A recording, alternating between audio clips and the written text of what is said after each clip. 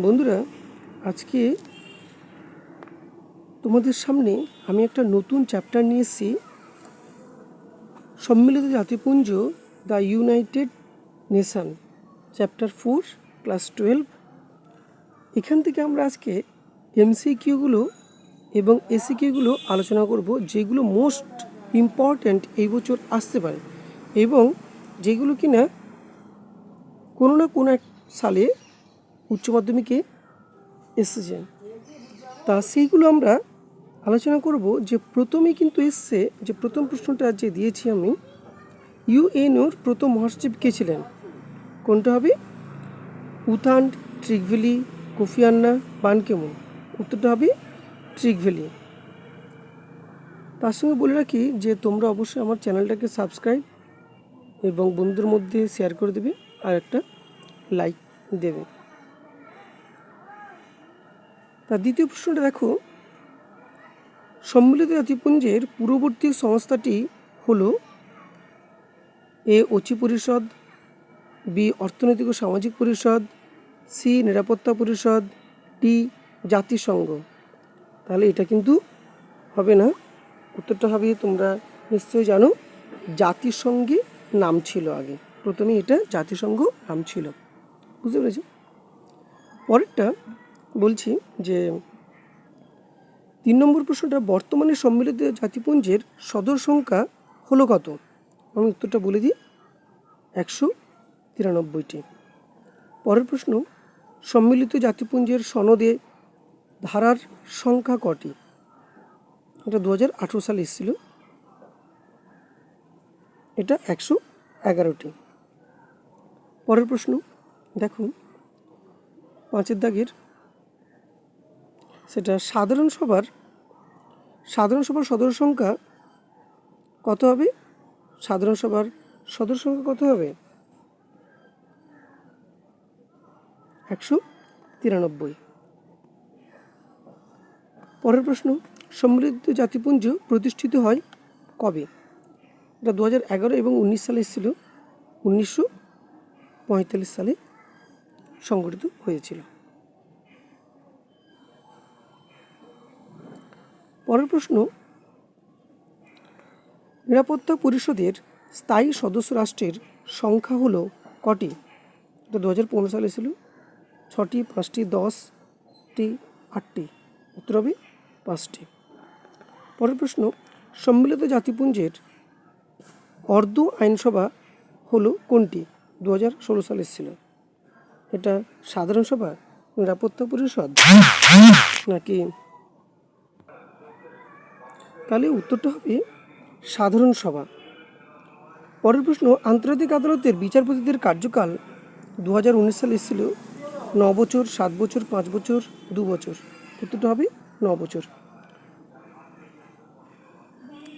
পরের প্রশ্ন দেখো, সম্মিলিত জাতিপুঞ্জের সমস্ত সদস্য রাষ্ট্র সাধারণ সভার সদস্য নয়, অধ্যক্ষ নাকি সভাপতি? তাহলে কী হবে? উত্তরটা সদস্য নয়, সদস্য নয়, এটা হবে সদস্য। সকল কিন্তু সদস্য হবে। পরের প্রশ্ন দেখো, নিরাপত্তা পরিষদের অস্থায়ী সদস্যদের কার্যকাল কত বছর? এটা কিন্তু এইচএসসি 2012 সালে এসেছিল, 2019 সালে এসেছিল। এটা কত বছর হবে? এটা 2 বছর। ঠিক আছে। পরের প্রশ্ন, নিরাপত্তা পরিষদের মোট সদস্য সংখ্যা হলো 10 জন, 15 জন, 20 জন নাকি 25 জন? মোট সদস্য সংখ্যা হবে 15 জন। পরের প্রশ্ন, নিরাপত্তা পরিষদের ভেটো ক্ষমতা প্রয়োগ করতে পারে কারা? পারে ভেটো ক্ষমতা প্রয়োগ করতে? মহাসচিব, সমস্ত সদস্যরা, স্থায়ী সদস্যরা, অস্থায়ী সদস্যরা। উত্তরটা হবে স্থায়ী সদস্যরা। পরের প্রশ্ন, সম্মিলিত জাতিপুঞ্জের সদস্য হওয়া প্রতিটি রাষ্ট্রের পক্ষে আবশ্যিক নয়, বাধ্যতামূলক নাকি কোনোটাই নয়? উত্তর কোনটা হবে? আবশ্যিক নয়। পরের প্রশ্ন, পরের প্রশ্ন কী হবে না হচ্ছে সাধারণ সভার শান্তির জন্য ঐক্যের প্রস্তাব কত খ্রিস্টাব্দে গৃহীত হয়েছিল? 1960, 1950, 1930, 1970। এটা কিন্তু 2015, 17 এবং 19 সালে এসেছিল। উত্তরটা হবে 1950 খ্রিস্টাব্দে। পরের প্রশ্ন, সম্মিলিত জাতিপুঞ্জের দিবস রূপে বছরের কোন দিনটি পালিত হয়? 24 অক্টোবর।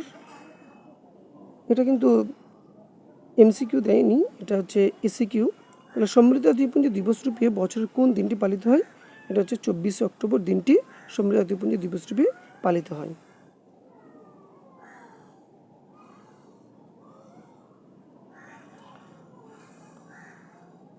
তোমরা দেখতে পাচ্ছ এই যে প্রশ্নটা বললাম 16 দাগের প্রশ্নটা। এবার হচ্ছে 17 দাগের যে প্রশ্নটা সেটা দেখো, সম্মিলিত জাতিপুঞ্জের স্থায়ী সচিবালয় কোথায় অবস্থিত? মার্কিন যুক্তরাষ্ট্রের নিউ ইয়র্কে অবস্থিত। পরের প্রশ্ন, সম্মিলিত জাতিপুঞ্জের সনদে কতগুলি ধারা আছে?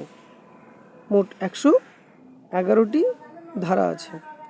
পরের প্রশ্ন, সাধারণ সভায় প্রতিটি সদস্য রাষ্ট্র কতজন প্রতিনিধি পাঠাতে পারে? মোট 5 জন প্রতিনিধি পাঠাতে পারে।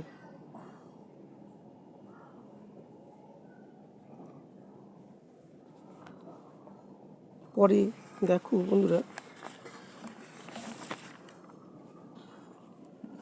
সম্মিলিত জাতিপুঞ্জের কোন দুটি সংস্থা সনদ সংশোধনের কাজ করে? তাহলে হবে সাধারণ সভা আর হচ্ছে নিরাপত্তা পরিষদ সম্মিলিত জাতিপুঞ্জের সনদ সংশোধনের কাজ করে। পরের প্রশ্ন, নিরাপত্তা পরিষদ ভিটো প্রদানের ক্ষমতা আছে এমন দুটি রাষ্ট্রের নাম করো। এটা 2019 সালে ছিল, মার্কিন যুক্তরাষ্ট্র আর গ্রেট ব্রিটেন। পরের প্রশ্ন, সম্মিলিত জাতিপুঞ্জ 193 সদস্য রাষ্ট্রের জাতিপুঞ্জের 193তম সদস্য রাষ্ট্রটির নাম কি? উত্তরটা হবে দক্ষিণ সুদান। দক্ষিণ সুদান। পরের প্রশ্ন, সম্মিলিত জাতিপুঞ্জের সনদে যে কোনো একটি নীতি উল্লেখ করো। উত্তরটা কী হবে? ক্ষুদ্র বৃহৎ সব সদস্য রাষ্ট্রই সমান। ক্ষুদ্র বৃহৎ সব সদস্য রাষ্ট্রই সমান। পরের প্রশ্ন, নিরাপত্তা পরিষদে কোন কোন দেশের ভেটো প্রয়োগের ক্ষমতা আছে?